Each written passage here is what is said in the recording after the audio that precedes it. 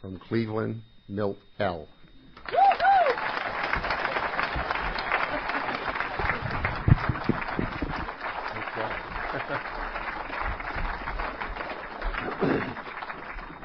Oh, dear God, use me today as an instrument of your mercy and of your peace, and allow me to help someone in this room tonight.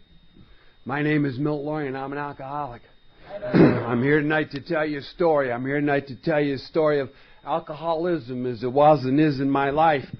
But before I do that, I would like to thank the committee for asking me to come up here. I'd like to thank Tom and Steve for picking me up from the airport. I'd like to thank you for a wonderful room, and I'd like to thank you for the fruit basket and the stuff, and I'd like to thank my mom for not believing in abortion.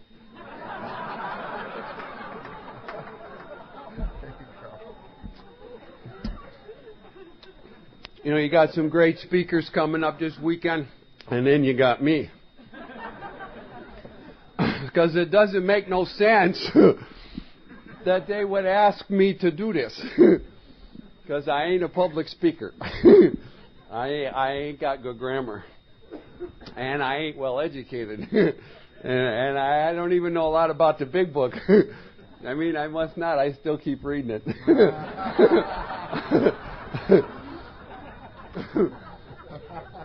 So it doesn't make no sense that they would ask me to do this if it wasn't but for one thing, and that is in 1970 or 1971, or it could have been 1972, whatever year it was that I found out God had something to do with my not drinking no more. I made a deal with God, and the deal was real simple. You keep me sober, and I'll tell everybody how I do that. The fact that I was sitting in the cell in the penitentiary in Ohio when I made the deal is what makes the story, I think, so amazing, even to me. What I'm trying to say, I suppose, is that once I turned my will and life over to care of God to any degree, He can do things with me that I couldn't even imagine in my wildest imagination. I mean, if they would have, when I come in Alcoholics Anonymous, said, write down what you want out of AA and we'll give it to you, and nothing else.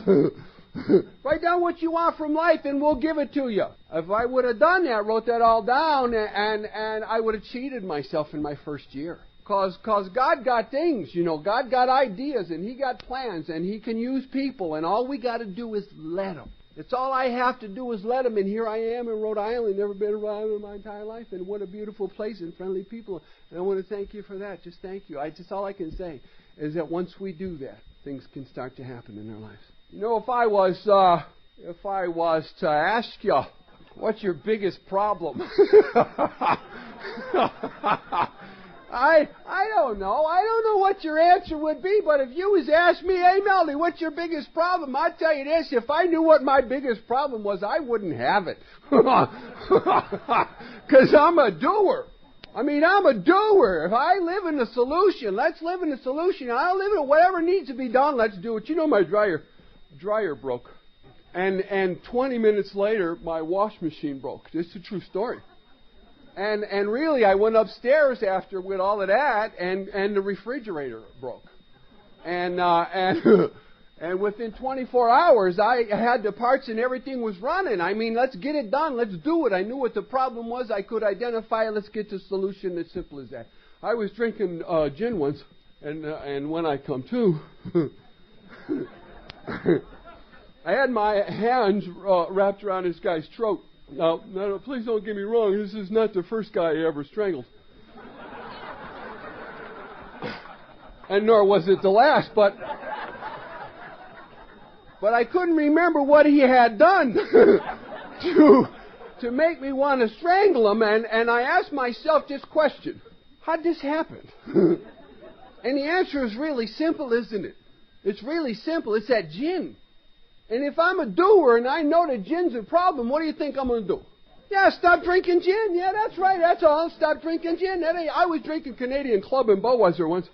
And when I come to, I was laying on the kitchen floor, and my gun was empty, and there was no holes in the walls, and I don't even remember squeezing the trigger, and that's scary. And I asked myself this question: how did this happen? And the answer is really simple, isn't it? Canadian Club and Budweiser. And if I'm a doer, and I know that Canadian Club and Budweiser is the problem, what do you think I'm going to do? That's right, stop drinking Canadian Club and Budweiser. Not Canadian Club or Budweiser is just fine, but not the two together for a guy like me. In 1969, in August, on a Tuesday, it's an old story. Some old guy. Things changed rapidly. Did you ever notice that, how fast the world changes? It just happens so quick. And it was even more noticeable in Alcoholics Anonymous because we're really such a small society that you see these change even greater than you would anywhere else. Hell, when I first came in, the men had tattoos and the women had earrings, and that changes, it just...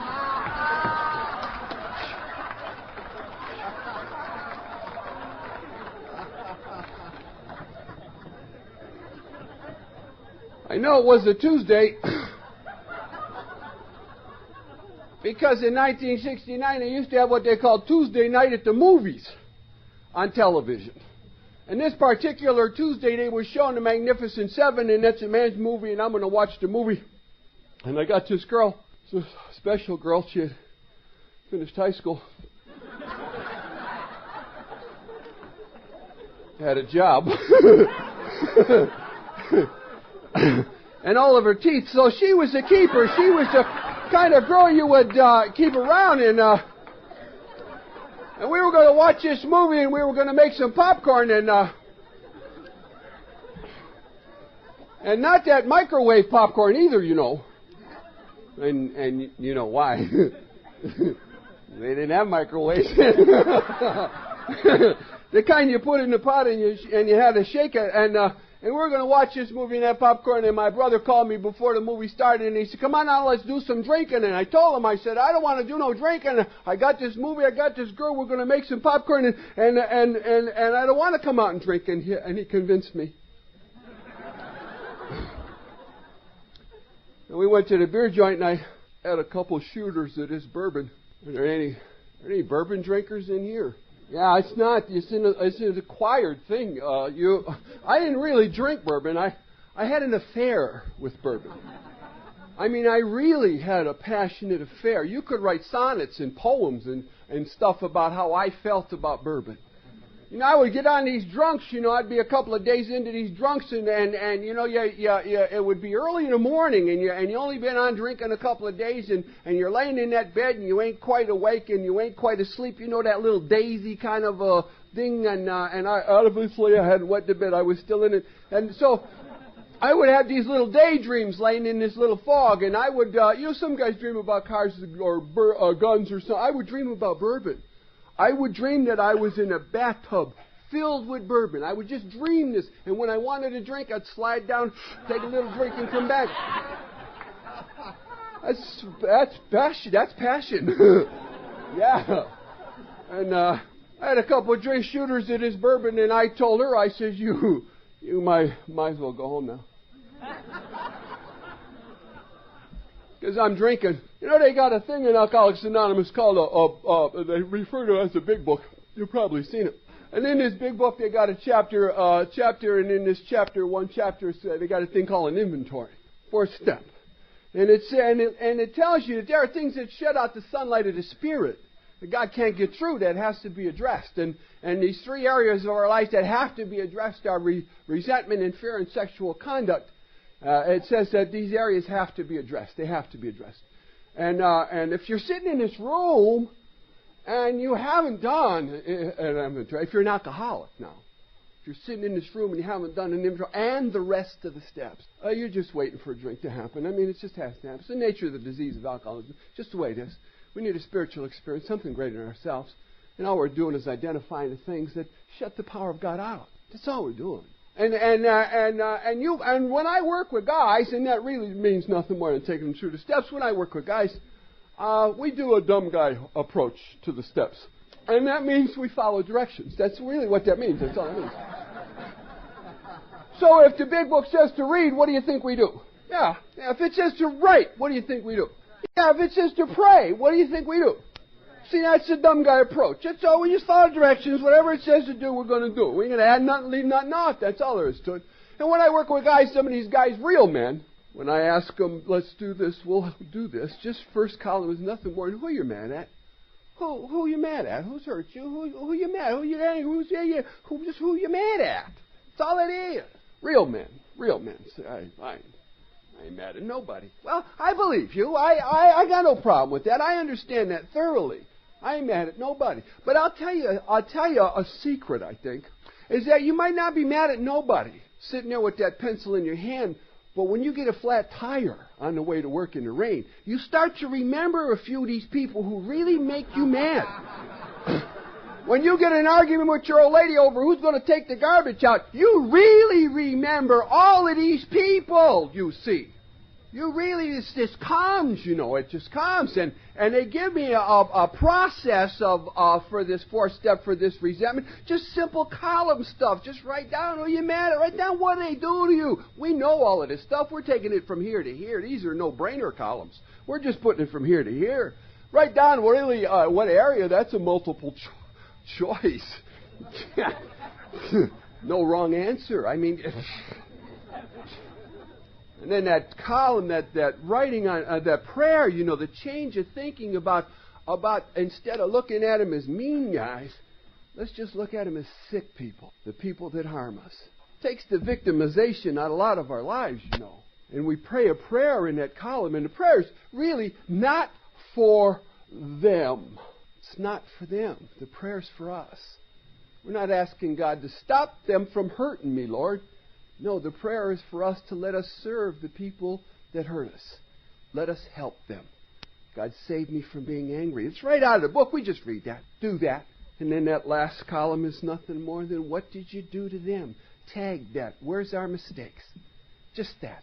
And if you haven't done that, you just get one of them garbage taken out days arguments, and you're going to remember all of these people and everything. And I'll tell you something else, a couple shooters that are that bourbon, and I remember everybody who has ever, I didn't say it.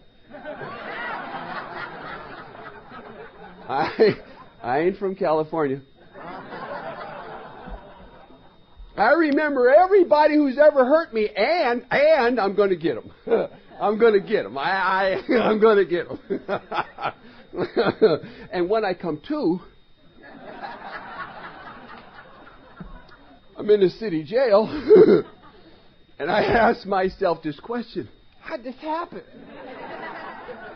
See, because the night before things were going good, they were in my favor. Everything was just fine. There wasn't a cloud on the horizon. I got to watch this movie. We're gonna make some popcorn. We got this girl. And here I am sitting in jail, and I'm going to tell you something. I didn't know how that happened. You see, I didn't have an inventory, and I didn't have what we got here in Alcoholics Center. I didn't know what happened, and consequently, if I don't know what the problem is, I don't have a solution for the problem. I didn't know what it was. I have no idea. I was baffled and confused. Now it's October of 1969, and things are kind of pretty good for me. They're kind of pretty good. I mean, I'm on bond. Oh, yeah, I'm on bond. But that was all right. As I was on bond when they put me on bond, you see. And that was okay because I was on probation when they put me on both of those bonds. Yeah, that could happen to anybody. But I didn't owe the bail bondsman no money. That's what made it pretty good. I had them paid off, and not a lot of people were looking for me. That's what made it pretty good. And I had a job that I kind of almost went to every day, and that's pretty good. And I remember getting out of work, and it was October, and it was a beautiful evening, and it was warm still. It was warm. All I had on was one of them DP undershirts and a light jacket, and the moon was full. I remember walking in the beer joint thinking, boy, things are good. Things are good. And I walked in the beer joint, and I looked down at the end of the bar, and there was a girl in that beer joint who I had assaulted and battered and kicked the windows out of her car and all the other things you do on Fridays. And I looked at that girl, and I said to myself, you know, what's done is done. You know, it's over with. It's done is done. There's no problem. I paid. Everything's all done. It's all taken care of. Now I'm a bar fly. Understand that. That's very important to know that this is what I do. This is what I do. I mean, that's how I lived, and that's where I lived. And I would push these guys over. Come on, give me some room, man. You guys, I must have worked overtime. They started drinking before me. It's the only thing I can figure. Give me some room over here. Let me have it. Let me see. What am I going to have? Now, you already know they got that bourbon lined up. They know me. I do that little barfly thing. I take that shooter and I throw it down. Oh, damn, that's good. Give me some water. And they bring the water, and I dip my finger in and go like this. Because I'm a funny guy. And I look down at the end of the bar, and I see that girl, and I say to myself, I'm going to go throw her up. I go down and throw her up, and they might not have these guys in Rhode Island. I might not have these guys in Rhode, but I got them in Cleveland. I don't know who they are, where they come from, who they think they are. Some kind of Charlie Bronson guys. It's the only thing I can figure out. You can't do this, and she got rights, and this is American, and they just do that little puppy yapping stuff, and there's no reasoning with these kind of guys. There's absolutely nothing you can do with these guys. Boom. When I knocked them down, I put their boots to them. Boom, boom. And I picked up a big stainless steel stool. Boom, boom. Then I went over and I throwed her out. And her boyfriend, too, for hanging around with bad company. And when I turn around, this guy had to be the toughest guy I have really, because he's on his feet. After what I have administered to this guy, he's standing up. And you'll never guess what he got in his hand. Take a guess. Come on, you can guess. Yes! Gun. Guess what he does with that gun? Yes! Guess what I do? No! I hit him again. Bam! Guess what he does? Yes! Guess what I do? I mean, it got to be like a Little Rascals cartoon. He'd shoot me, I'd hit him. He'd shoot me, and I hit him.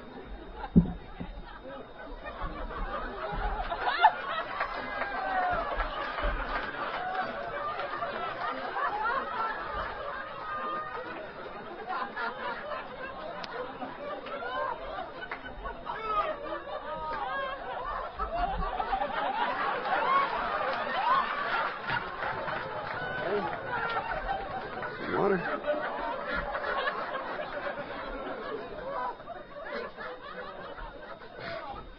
Carmen!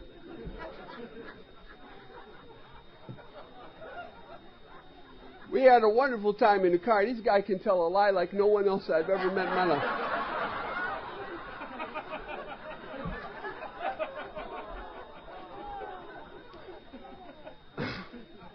And that guy shot me here, and he shot me over here, and he shot me here, and he shot me in the head over here, and the blood would run down in my face, and I would clear the blood out of my face, and I would hit him, and he'd shoot me.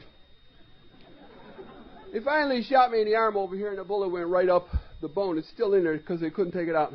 But at that time, my arm was paralyzed, so you couldn't move that arm. Now, I need my left hand to clear the blood. My right hand is paralyzed, so maybe this fight's over.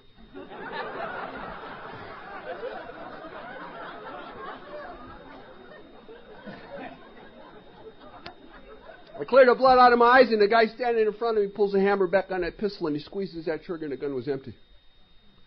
I walk outside that beer joint, and it's still a beautiful October evening. It's very warm. I have a, because it's only been like 4 minutes since when I walked into this beer joint. Exciting guy. I have a dilemma now, because I'm losing a lot of blood. Hospital's 18 blocks away, and I haven't got a car, so I'm going to have to run to the hospital. Now, I tell you this so that you know me, so that you know that I have a problem then and now, and that problem is male pride. I have a pride so severe it will kill me, because I would rather die than ask anyone for help. And I proved that too many times to disbelieve that. I mean, I have a pride that is so great. Do they got them chunky cheese restaurants here in this? You go to them chunky cheese things, and they got that thing where they give you the thing with the round thing on the top, and the thing pops up, and you hit the thing, and it pops up over here, and you hit the thing, and you hit that thing. They got that thing. That's my pride. Every time I whap it down and think I got it beat, it pops up over here, and I smack it down, and it pops up over here. The problem is that when it pops up, it doesn't look like my pride. It looks like your fault. That's the problem. That's the problem.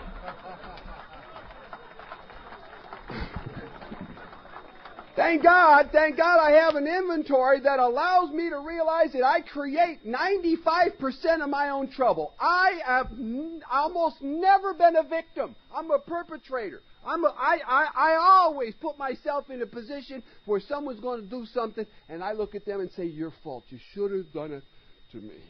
That's my pride. And that's the deal I battled then, and it's the deal I battle to this very day, that male pride. That male pride. And when I wake up, I'm in the hospital, because they very seldom put you in jail for being shot. And I ask myself this question: how did this happen? How did this happen? Not a cloud on the horizon. Everything's good. It's all in my favor. Everything is well. All I did, and I looked this over, all I did was take a drink. I didn't even go to the bathroom. All I did was take a drink, and my thinking changed. When I took a drink of alcohol, a situation that was totally unimportant became so important I would die for it. And that's a powerful change. When I take a drink of alcohol, my values change. Everything holds a different price tag. And I seen that for the first time in my life. And I believe that change has always taken place in me, but I always drank past the point of recognition. I'd drink a fifth, a case, a couple of days, a month, a couple of months. I'd be on a bender and never see that change take place. It always happened. And this time, for the first time in my life, I stopped at one drink.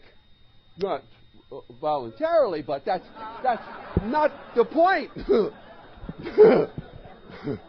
Is that I stopped at one drink and seen that change take place in my life.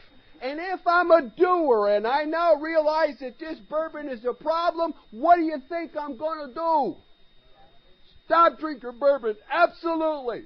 Absolutely. Now it's November. I'm in the Cleveland Clinic. They're trying to put me back together again. I've been there many times. I've been to Cleveland Clinic dozens. I had made dozens of major surgeries in the Cleveland Clinic, always trying to fix me back up. The doctor and I were pals. We're on first name basis. As a matter of fact, he was a surgeon, so he knew me inside and out. I mean, I just had been there so much. I was 2 months into that clinic, and the doctor come into my room. We're on first name basis, and he grabbed my chart and he said, "Oh man, Melody," he says, "you lost all kinds of weight. So we're going to have to give you some vitamins and some protein and some milkshakes." And he says, "You want some beer?" And since this guy knows me, he says, "How about some bourbon? You want some bourbon?" 2 weeks into that clinic, and I told this doctor, "Do you want your hospital wrecked? Because when I drink, I go Indian." And I knew that day. But a couple of beers ain't never hurt nobody. Oh, sure.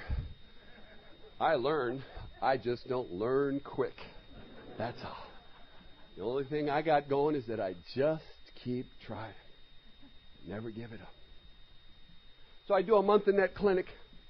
After a month, I walk across the street with the idea that a couple of beers ain't never going to hurt nobody, and I have a couple of beers, and I have a couple of shooters, and I'm off on a drunk. I'm off on a bender, a toot, a binge, whatever term you choose to use, I'm off on one of them. I'm off on one of them. Something wrong with this drunk, though. That's the problem. There's something wrong, too, because this is how I drink. 2 weeks into this drunk, and I ain't eating nothing. Very unusual for Polacks not to eat something, so I ain't eating nothing. I'd have a bag of chips and a Smoky. I would put ketchup on that.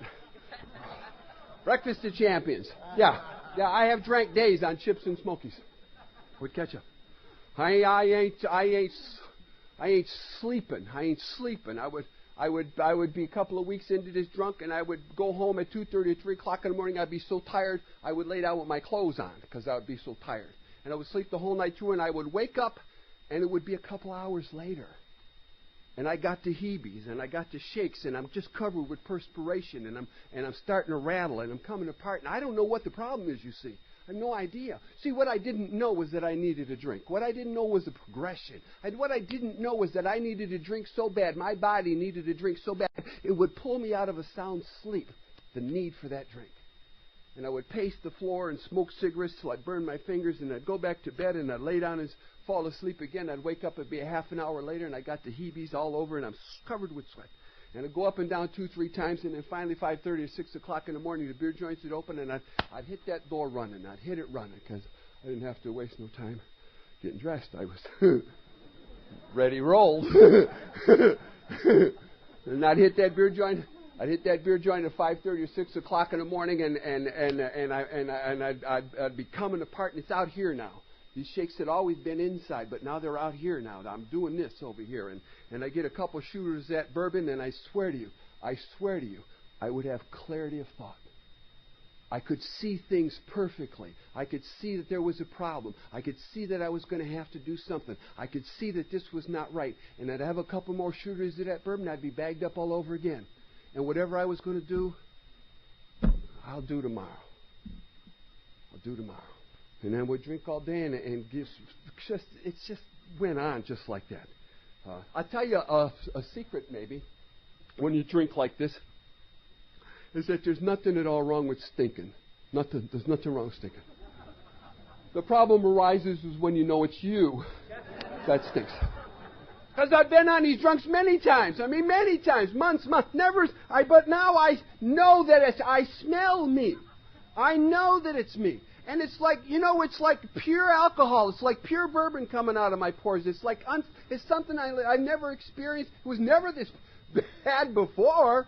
And it's like pure bourbon coming out of my pores. And I'm not taking a bath because I ain't changing clothes. Because I need a drink more than I need personal hygiene. Now, I have a tub and I have clothes, but I just need a drink more than I need anything else on the face of the earth. As simple as that. I started to get to where I couldn't think. I started to get where I would be like soaked, like a sponge filled up. I'd be standing at the bar in the position. I used to say I always felt that I drank standing up so that I would be ever alert for danger. But I know that if I'd have sat down,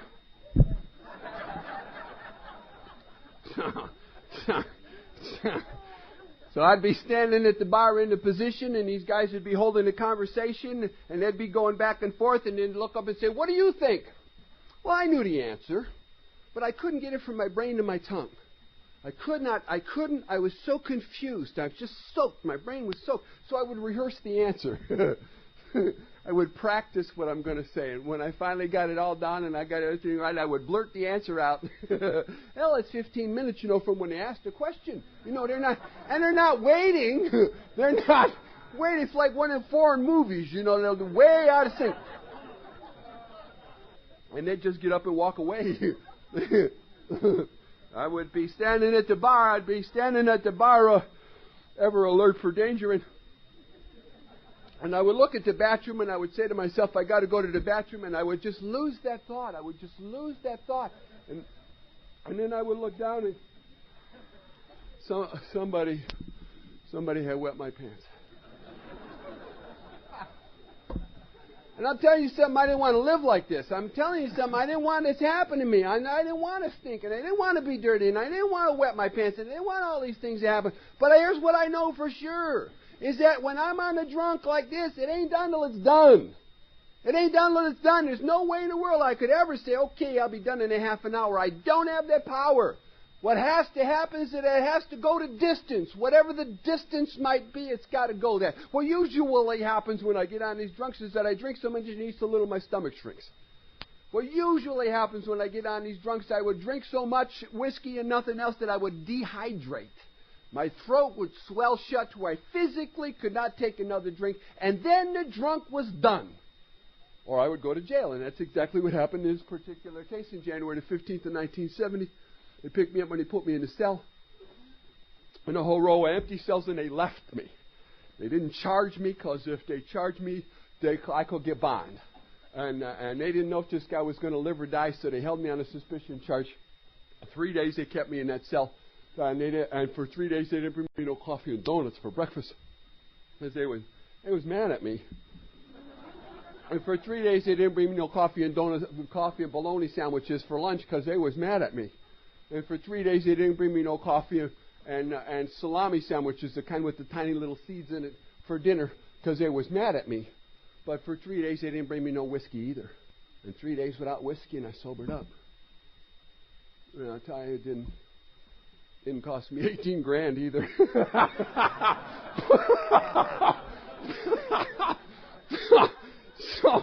So if you got a guy and he really wants to get sober and he ain't got 18 grand, he ain't got hospitalization, I say punch a cop. I didn't tell you it was a cop. It was a cop. That's why they was mad at me. And they'll sober you up. Or they're going to warm you up too, but there's a price for everything, for every action, there's a reaction. And all right. I'll give you this. When you drink like that, you come off whiskey hard. I come off hard. I just come off it so hard. 4 or 5 hours without a drink, and I'm coming apart at the seams. I'm just absolutely rattling, and I'm throwing up. I got these heaves, and then when you get done with those heaves, you get the runs, and then you get the runs and the heaves, and you keep doing this stuff.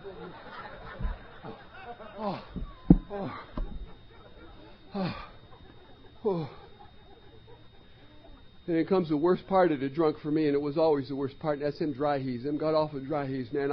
I'm telling you, I could throw up 20 to 45 minutes on a sip of water, just a sip of water. And you got hot pipes, you got to drink the water. Got hot pipes.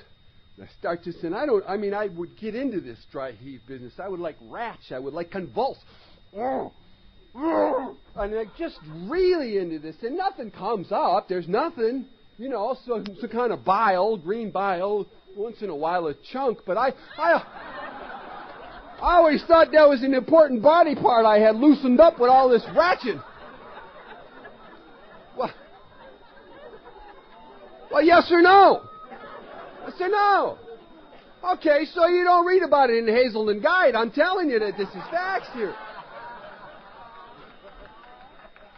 I sobered up in that cell, and I asked myself this question. How did this happen? How did this happen? And I'll tell you what I realized sitting in this cell in the middle of January 1970, that there was no way in the world I can safely take a drink again. I knew that sitting in that cell. I knew that I couldn't even have a bottle of beer, because this is the results of that drinking. And I made up my mind that day in that cell that I'd never drink again. Never drink again. And I knew I would never drink again, because I said so. So I walk out that cell, and I got a plan. I don't walk out empty-headed. I got a plan. Let's just say I got a plan. I'm going to get a job and go to work every day, and that's two different things, getting a job and going to work every day. I don't know if they have that problem here in Rhode Island, but we got it in Cleveland. I'm going to get some recreation, and I'm going to get some responsibility, and everything's going to be fine. I walk out that cell, and I after 3 days, and I got this plan. Now I have a problem, and that is that I have no idea how to live sober. I have absolutely no idea what to do. So, see, I'm a barfly. I told you, I have no idea. It's my whole life. It's my whole life. But I ain't never going to drink again, and that's all I'm going to do. So I was like a tiger in the cage. You got a zoo around here? You got a zoo anywhere? Go to the zoo, watch the tigers in the cages. This is what these tigers do. These tigers are like this. These are not happy tigers. These tigers are restless, irritable, and discontented. And that's exactly how I was. I had absolutely no idea what to do. I had no idea how to live. I had no idea. But I was sober, you see. I wasn't wetting my pants. Big deal. And I'll tell you a secret. If I could have stayed sober from that day to this, I wouldn't have spit on the best AA in Alcoholics Anonymous, because I wouldn't have needed you. You must know that you and I have different names, But you and I are alcoholics. That will never change. I need you like you need me, like we need God. Love and tolerance of others is our code. What a key to successful living in Alcoholics Anonymous. But I didn't have any of this, and if I could have stayed sober, I would never have any of this. I would have settled for just not drinking. The sober month, and it was a Sunday night, and the guys come up outside the house and they're blowing horn. Hey, come on out, let's go for a ride. Okay, I'm going to go for a ride. I told her, I said, I'm going to go with the guys, me and the guys. Get in the car with the guys, just guy stuff, just what guys do, lie, smoke, swear, scratch, just all we did. We didn't do nothing, just guy stuff. Guys driving around, these guys stop and got a 6-pack of beer. These guys asked me, they says, you want one of these beers? And I'm going to tell you something, I did not want one of these beers. I did not want one of these beers. But I'm going to tell you something else.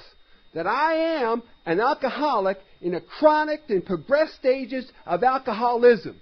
And as an alcoholic in a chronic and progressed stages of alcoholism, there are times that I cannot recall the pain, the promise of a day or a week or a month ago with sufficient force to say no to that drink.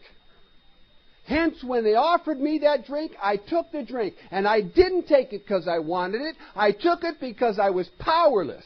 I had no power. I had no power. So on a daily basis, when I wake up, because I'm not cured of alcoholism, what I have is a daily reprieve contingent upon the maintenance of my spiritual condition. That is the secret and the key, step 3. On a daily basis, when I wake up and I got to go to the store and I got to go to the dry cleaners, I got to go here, I got to go there, or say my prayers, what do you think I do? Absolutely. I know which side my bread is buttered on. Absolutely. Everything I have is contingent upon my relationship with God. My spiritual experience, in 1970, I had no spiritual life. Hence, when they offered me to drink, took it. 1997, when they offer me the drink, I react sanely and normally, as if recoiling from a hot flame. Hey.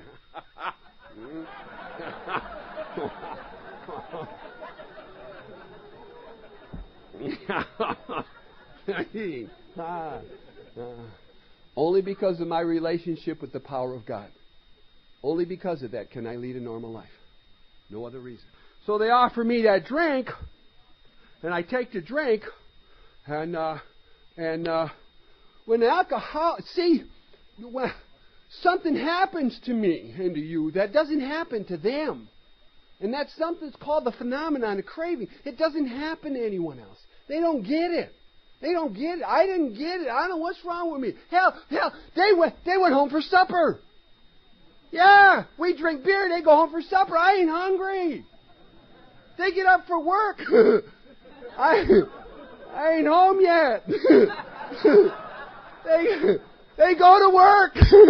I wouldn't think of it. Now it's Monday afternoon and I'm laying on the bathroom floor. And I ain't laying there because it's fragrant, huh? I'm laying there because I'm sick. And it's cool.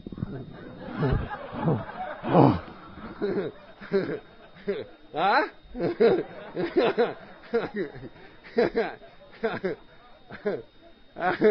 I laid there on that bathroom floor because I'll tell you a secret. No one was more surprised I got drunk than me. I really mean that. There was nobody more surprised. I really firmly believe I would never drink because I said so. I said so. There's a magic line in the big, it's magic for me. In the big book of Alcoholics Anonymous, going into step 3, it says, first, we must quit playing God. Why? Why? They even answer it, by the way, because it didn't work.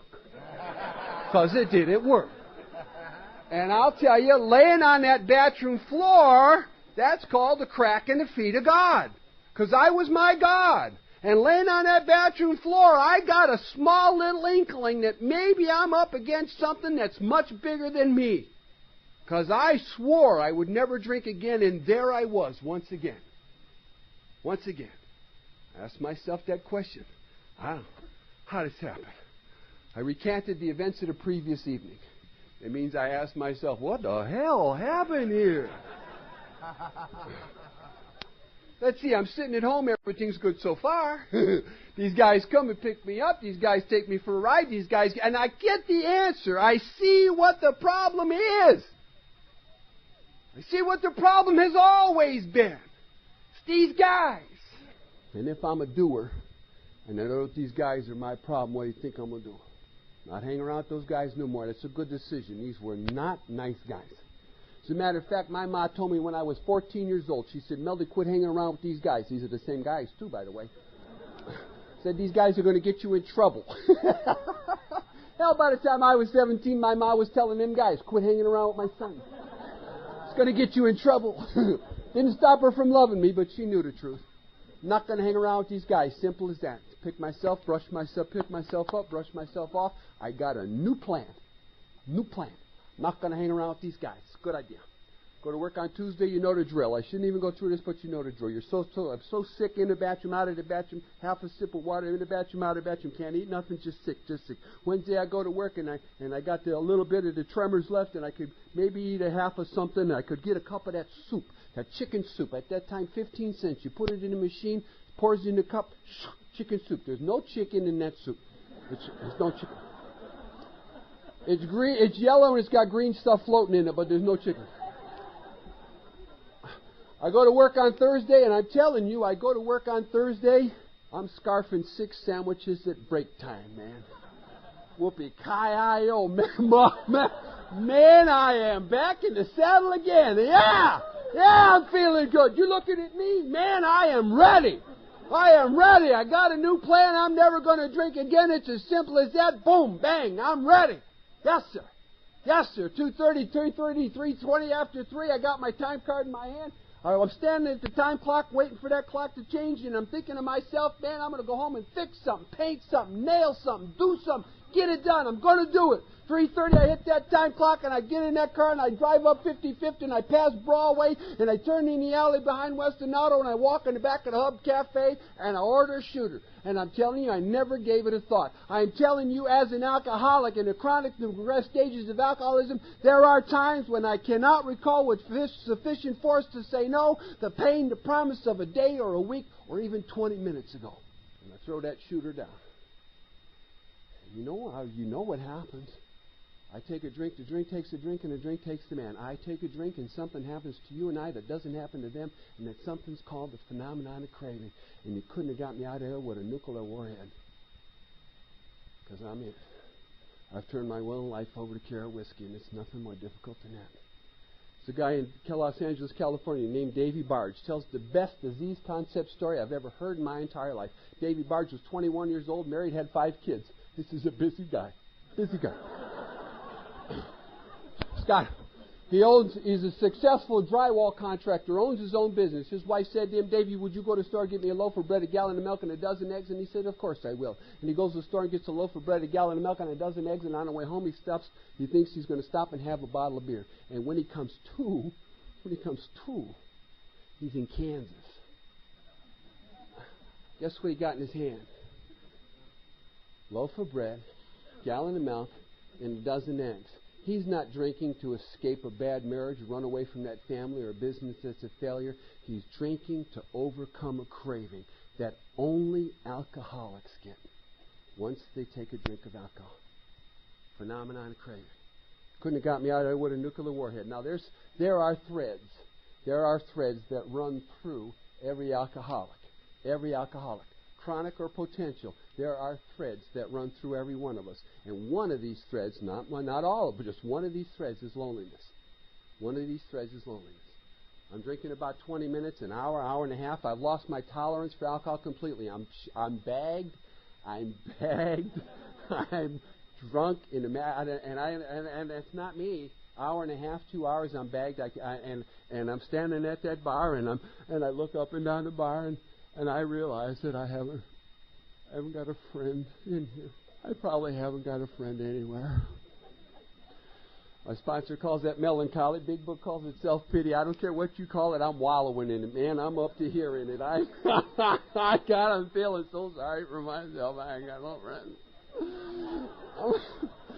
I'm going to go down to the Tremend Lounge where all my pals are. I'm going to go back with them. I throw open the door to the Tremend Lounge. There's 75 guys in there. I went to high school with 50 of them. See, I'm a neighborhood guy. I still live 5 doors away from where I was born. I'm just a neighborhood guy. I went to grade school with 25 of them. These are the best friends I've ever had in my entire life. They shed their blood for me, and I shed my blood for them. We're pals. Pals. It's a big thing for a man. I don't know if women ever understand how important it is for a man to have pals. I don't know why that is. It just is.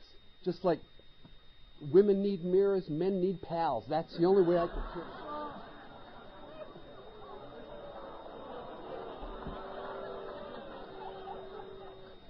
Start that car up. Start the car up.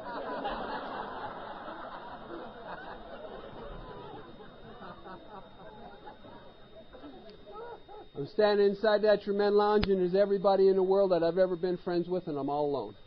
And that's the loneliness of an alcoholic. That's the loneliness I've never understood, I've never had before. All in alone and with a room full of friends. It doesn't surprise me at all that a man cannot love his family, cannot care about his family. It's like I have a callus on my heart.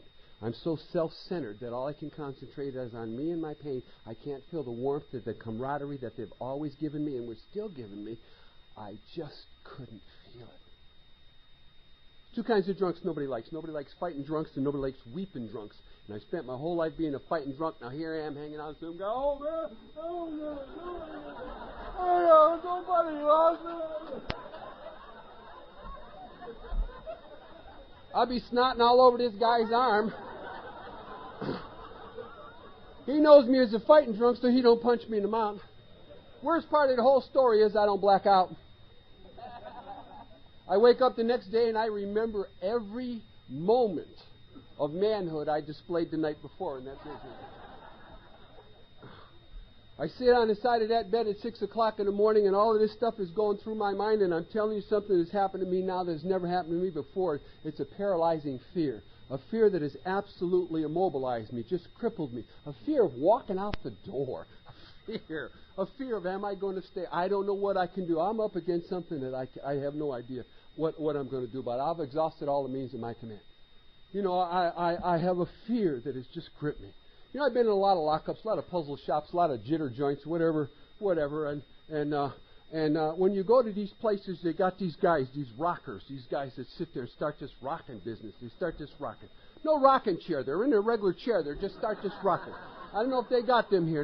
And they add syllables. Oh no, I was something. They got a clinical name for this. I read this in a Reader's Digest. It's called the disgruntled postal worker syndrome. They just sit there doing this kind of stuff until they just get a plan. You know, they get a plan. And I'll tell you something. You mess with these guys, they're going to give you something. They're going to do something to you because they're going to do something to themselves. And when they get that plan, they're going to. I'm going to work. I'm going to work. They get their plan. They're going to work. And they put on machine guns and bayonets and ammunition and shotguns and pistols and go to work and they punch in. Anybody seen The Boss? Here I am sitting on the side of my bed at 6 o'clock in the morning. And I'm doing this rocking business. Afraid to walk out the door. And I'm adding syllables. I don't know, man. I was going to do something. And I'll tell you something. I know I'm losing my agates. I mean, I know that I'm going crazy. I can't stop the insanity. This thing is that I've always been able to control or overcome with pulling out the courage or the guts or the fortitude or whatever. Now I can't do it no more. I'm losing my mind and I can't stop the insanity from taking place in my life. Fear has got me in its grip. And that's the second area of our life that shuts out the power of God, allows us to place ourselves in a position to be hurt. Fear and to hurt other people. Here's what it says about fear. It says fear is an evil and corroding thread. In this book we talked about, this blue book. It says fear is an evil and corroding thread. It says the fabric of our existence is shot true and true in it. It says it sets into motion trains of circumstances of misfortune we feel we don't deserve. I'm not sure I know even what that means. But I went to buy a car once, a Chevy Caprice. Could have been a Malibu, but it was black. And I got the guy down to about $1,750. Got him right where I want him, if you know what I mean. I want an oil change. I want a spare tire. I want that sticker. And when we get the whole thing all set up and I ain't signed nothing yet, I say to the guy, I'll let you know tomorrow if I want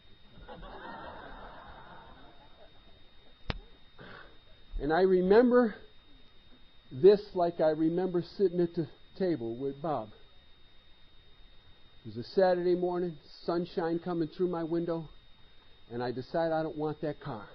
And I tell her, call that guy up, tell him I don't want that car. You know what she says to me? Yeah, you got one of them. Yeah, you call him. What do you mean me call him? Didn't I ask you to call him? I didn't make the deal. I didn't ask you if you made the deal. I asked you to call the guy. Having this big argument now, you see. We're throwing yesterdays at each other. We're using language I don't use today. Publicly. We are having a major dispute. And it gets to be like a real heat of an argument over here. And it gets, you're getting to be just like just like your mother. Your mother with that mom. And if it looks like I ain't winning, see, I reach into that bag of tricks and I pull a hillbilly right out. And I tell her, why don't you stand by your man?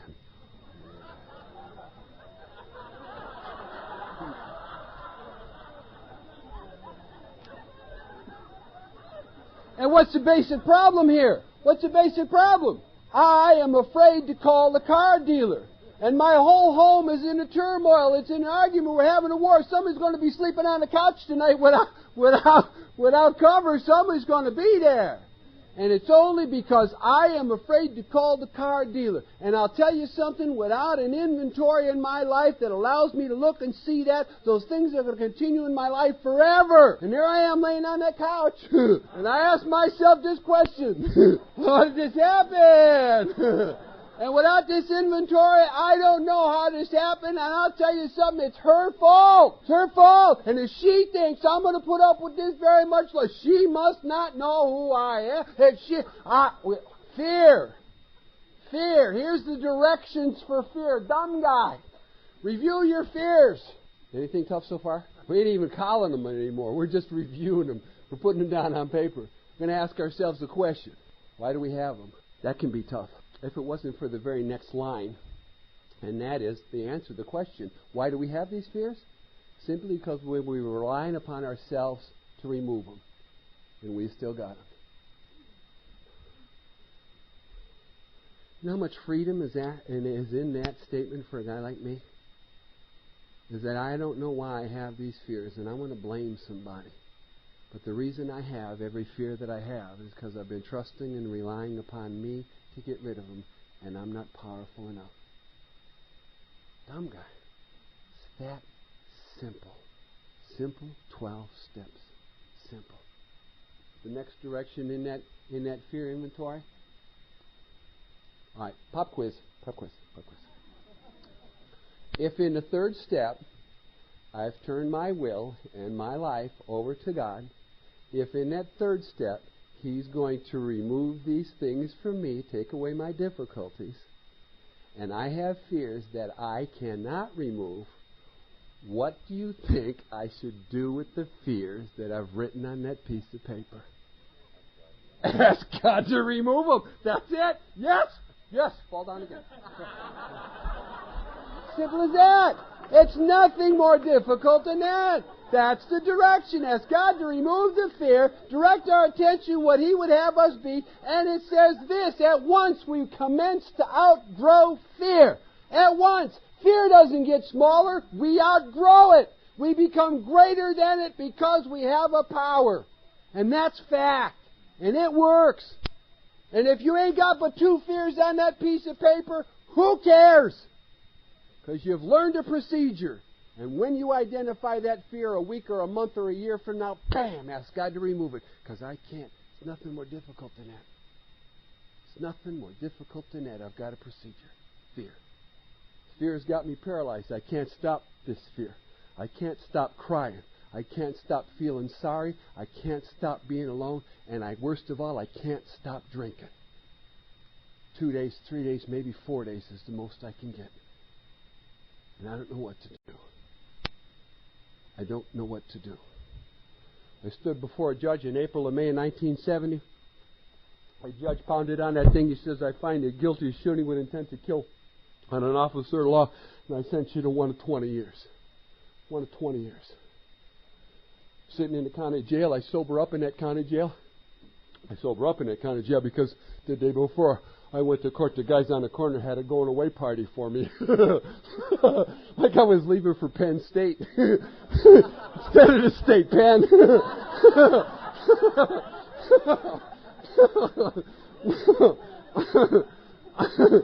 I sober up in that county jail, and two things come clear to me sitting in that cell. Because I asked myself that question. Man, how's that happen? How's this happen? Two things come clear to me sitting in that county jail that really never came clear to me before. And the first thing that come clear is this. I am not sitting in this cell because I squeezed a trigger. I'm sitting in this cell because I drank. If I hadn't drank, I wouldn't have squeezed that trigger. And that realization, that truth, that clarity come to me sitting in that cell. And the second thing that come to me is this truth and this clarity, is that I cannot stop drinking. And it means if I do 1, 5, 10 of the whole 20, when I get out again, I'm going to drink again. When I drink again, I'm going to go back again.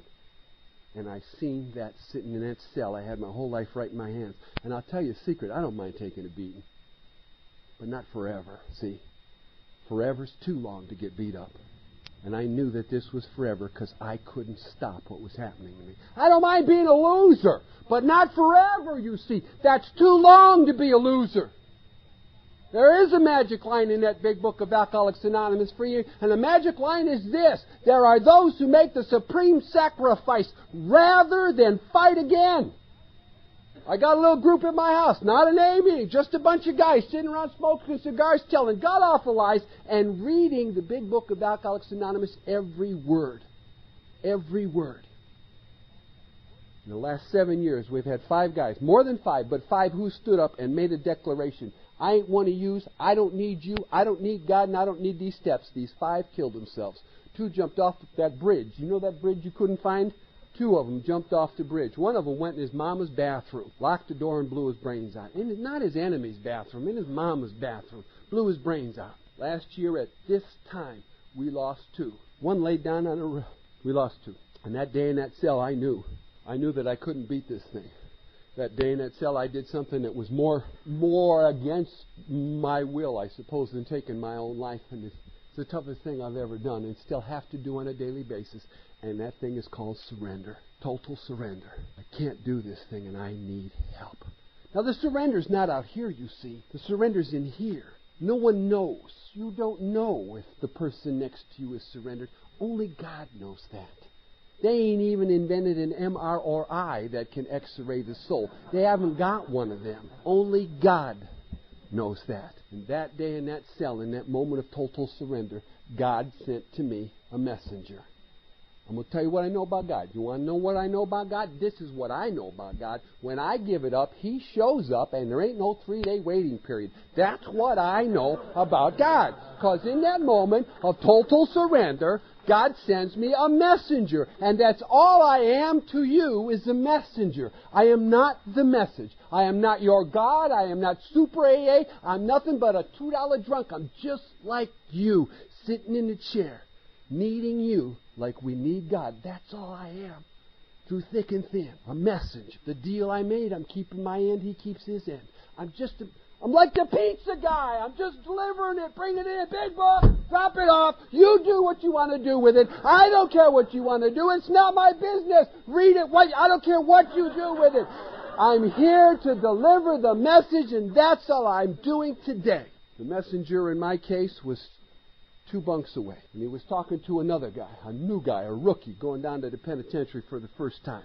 And he's telling that new guy this: if you've ever been busted for DWI, drunken disorderly or public intox, join a program called Alcoholics Anonymous. And I was close enough to hear the message. And I'll tell you something. Never even heard of AA before that day in that cell. I'd never been to an AA meeting. No one sent you to AA. Never even heard of it. But I believed the message. And I didn't believe it because one day I'm so dumb I can't get out of a phone booth, and the next day I got a solution to the biggest problem I've ever had in my life. I believe it because of God's grace. And I know it's God's grace. Because one thing I know for sure, the guy that's doing the talking, he's a liar. Because he's a convict. Convicts are liars. That's what we do. That's what we do. Convicts are liars. We lie. And that guy said AA, and there's no way in the world I should have, in my intelligent mind, believed him. In my spiritual life, God gave me the grace to recognize the truth, even if it come from the mouth of a liar. Alcoholics Anonymous. I got down to that penitentiary, and I met you. I met you. You, those people that wrote those letters up on that board, they met you. The people that go to that penitentiary, that's you. Whoever you are, that's you. Like the candles, take one out, boom. Rest of them don't get lit. Pass this on. That's all. Just pass it on. I got the message, Alcoholics Anonymous, from this liar. I got down to the penitentiary, I met you. And you gave me the pieces to the puzzle that made a picture. See, up until this time, it was a mess in a box. You made the picture. You told me what I needed to know. You told me that I had a sickness, an illness, a malady, a disease. You told me that only a spiritual experience could overcome this sickness, this allergy, this malady that I have. And then you gave me that big blue book. Well, actually I stole it, but that's another story we won't go into. But I got the big book of Alcoholics Anonymous, and you told me this, that there are 12 steps inside this book that will allow you to create your own spiritual experience so that you may overcome your alcoholism. And I haven't had a drink from that day to this, and it's nothing more difficult than that. And that's been 26 years and 6 months and 21 days ago. Got the message. Got the message. Now, when we started this talk, I told you there was 3 things that shut out the power of God, 3 things that allow us to put ourselves in a position to be hurt and to hurt other people, and it was resentment, fear, and sexual conduct. Now, we spent a great deal of time on resentment and very clear on fear, and so now there's sexual conduct. So let's talk about sex.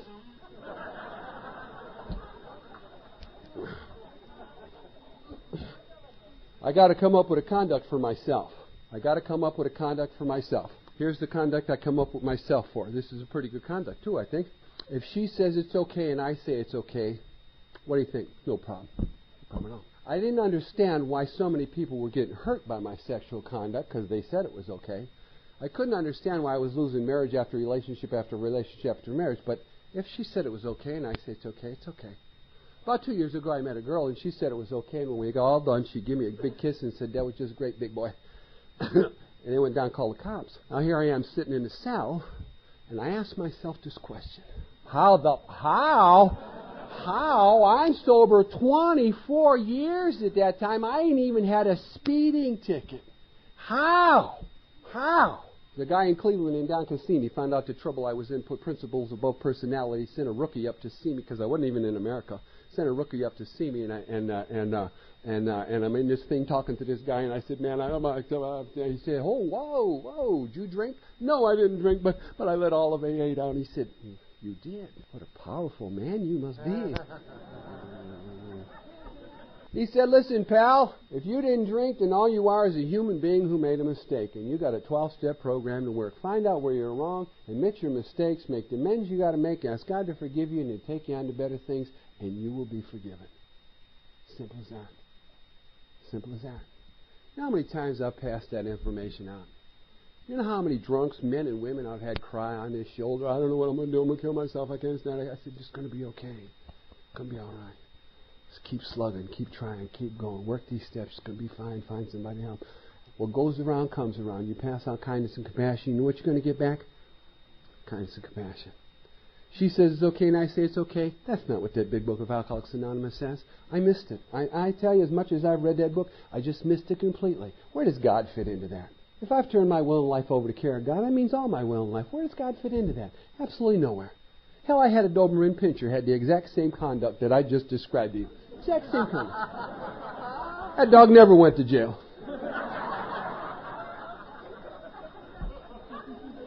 What it says is that I ask God to give me a sexual conduct, and I ask for Him to give me the power to grow towards it. And there's a big difference to that. Big difference to that. See, because I'll tell you what, when you get in that kind of position, that really, when you just, doesn't it make you just kind of want to do that, want to know what I know about anger? Want to know what I know about resentment? Is that as an alcoholic, when I shut off the power of God, when I am without God due to resentment or anger, as an alcoholic, I'll drink again. I got that. I got that down pat. Fear. Fear of fear of facing you. The biggest fear I had was facing you. You know how tough that was? I'm going to have to face you. Here I am, sitting in jail. I'm going to face you guys. You want to know what I know about fear?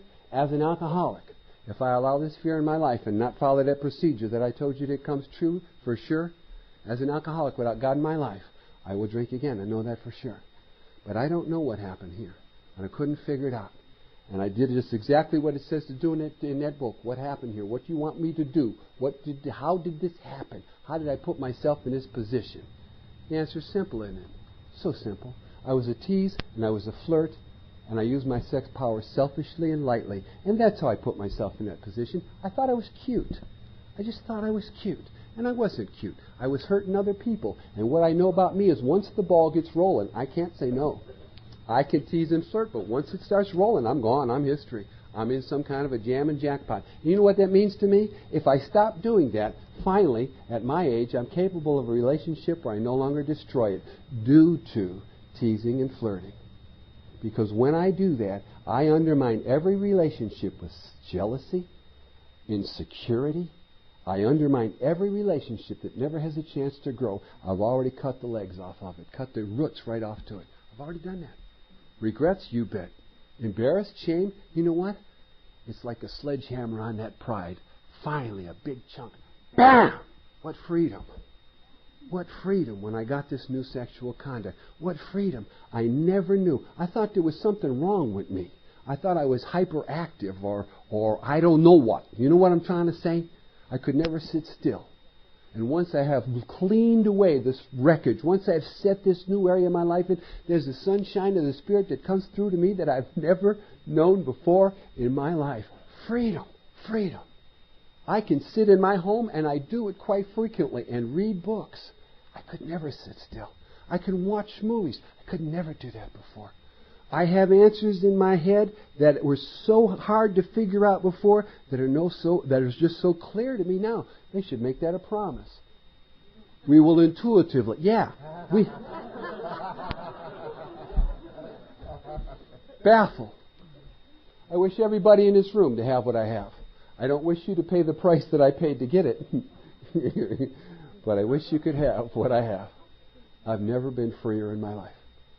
Never. The most regrets, the biggest regret, and I mean this, two. One that I have throughout the United States of America, told thousands of people, listen, if she says it's okay and you say it's okay, it's okay. Bad advice. Bad advice. Not in the big book. I just missed it. Just missed it. When it's in that 6th step, we ask God to remove there, we're ready, and then 7 ask Him to. I don't think there's a time limit on when He's going to do it. And when He does do it, it's going to be most useful to you, to me, and to Him. Maybe painful, but more useful. And the second regret is all the people I have hurt throughout these years. I've written letters and made phone calls, amends like you wouldn't believe. Like you wouldn't believe. I just couldn't believe the damage I'd done. Freedom. You want it, it's yours. They give us that in the 12-step program of Alcoholics Anonymous. Freedom. And no matter what you run into, no matter what I run into, I don't have to drink because I am always willing to grow along spiritual lines. I'm a single parent. Got 3 kids. I have a 20-year-old son. Wish I had 12 of this kid. He finished high school, you know. First one in my family ever to finish high school. Brothers, sisters, mother, father, aunts, all the way back to Poland. No one in my family has ever finished high school. My son finished high school. and he had a .9. He had a what? Hell, you guys finished high school. He had a 19.7 grade average, and he had 9 letters. He had everything. You name this kid was a kid. He was a great kid. Still is a great kid.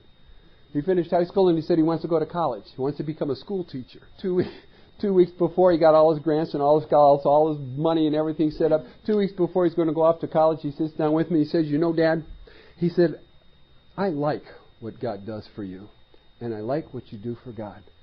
I think I'm going to go to the seminary and become a priest."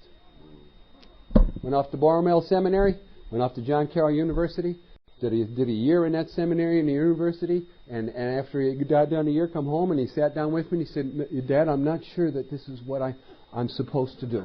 I'm not sure." He said, "I'm going to take a year off from this to examine my life." You're never going to get to the penitentiary stopping and examining your life like this. You've got to charge. I told him simply this: "Son, to thine own self be true. To thine own self be true.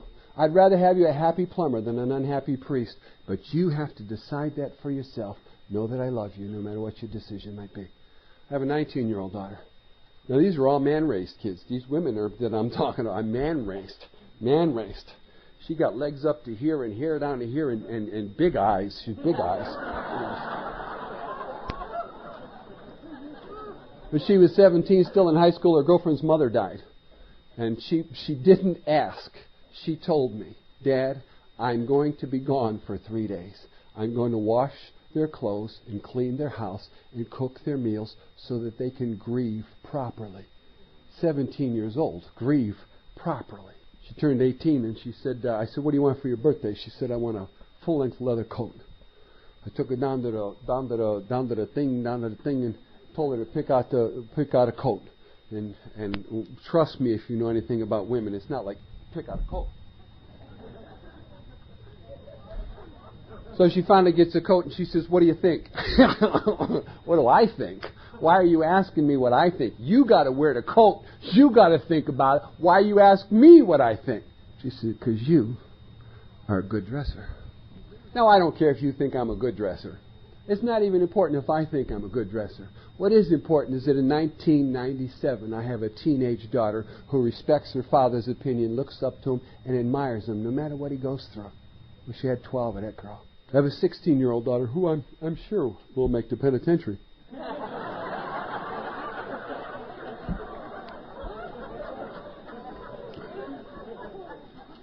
I made a statement the other day, if I would have known this was going to turn out, I'd have stopped at 2, and that's not true.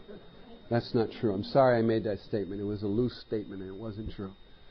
She turned 13. You know how women get 13. They get stuff. They get bumps and curves and stuff. I don't know what. And she announced to me, I'm running away from home. "Oh, really?" "Yes, and it's all your fault." "Really?" I was sitting in my chair. "Yes, you give me too much. You never say no. You spoil me rotten and you love me, and that's your fault." I said, "Well, you have a nice time." Not easy. But here's what I know about kids. You want to know what I know about kids? Leave them alone and they will come home wagging their tails behind them. That's what I know. That's what I know. Month and a half, 2 months later, she came in the house. She got a lung infection, a urinary tract infection, and 2 venereal diseases. And she said, I don't think it's your fault. She got to be 15 years old, and you just know this story. It's not an unusual story. I work with a lot of guys. Like I said, not all of them stay sober. One of them quit AA, left AA, and become an entrepreneur. Started a crack house. The day after Christmas, he called me up on the phone and he said, "I got your little Muffy in here, and it's her first visit." Now, I'm going to tell you something. I've seen a lot, but I've never seen anything like this crack stuff. It's like makes me look like a Boy Scout. I've never seen anything more like devastating, like a hurricane or something. And I called her into the living room and I said, "Here's the deal. Get help or get out." I said, "This is not a discussion. We're not having a discussion. It's get help or get out." "I'm leaving. It's snow cold in Cleveland. It's big snow, big cold." And she couldn't find nowhere to go because she's already burning them out at 15 years old. So he put a little stuff in that Polish suitcase from the grocery store. And Walked out the door and walked down the street to the halfway house for women where I used to do the big book, the 12 steps down there, and checked herself in. And she worked these steps and stayed sober for 6 months. 6 months. And then she did what every alcoholic in Alcoholics Anonymous will do if they fail to enlarge their spiritual life. And it is she drank again. And that saga is going on right now. The road she has to travel is her road. And I cannot make it, force it, change it, do anything about it. All I know is love and tolerance of others is my code. Is my code. Say a little prayer. For the first time, they've captured her. She's captured right now. She's in captivity. And we're going to have a meeting on Monday. Here's what I know about kids. This is what I know about kids. I owe them everything, because that's the deal I made with God. When my first child was, when he was first conceived, I don't mean in the back of the car. I mean when I knew that I was going to have a kid. I made the deal with God. If you allow me this precious gift of life, I will give this child everything I have. And I owe my children all the money I make, all the time I have, all the prayers I can pray. Little League, Boy Scouts, Girl Scouts, you name it. It just goes on and on and on. But what I don't owe my children is my peace of mind. See, there's no hitting in my house. There's no those words in my house. There's no, not from me. I mean, she learned new words that I didn't teach her. There's no violence in my home. I don't owe her or you my peace of mind, because when I do that, when I shut God off, when I lose that, I hurt people, and I don't want to ever hurt nobody no more. No more.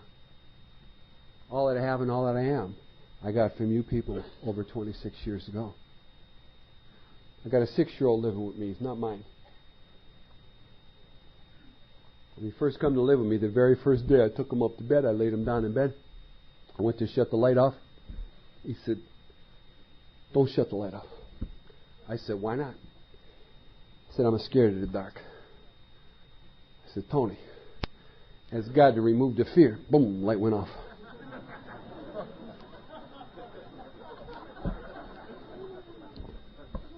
Three days later, I said, "Tony, go down to the basement. Go and bring me up a pair of pliers out of the weight room." He said, Dad. He said, "I'm afraid of the dark. And I've asked God to remove the fear, and it's still here." I said, "Tony, turn the light on."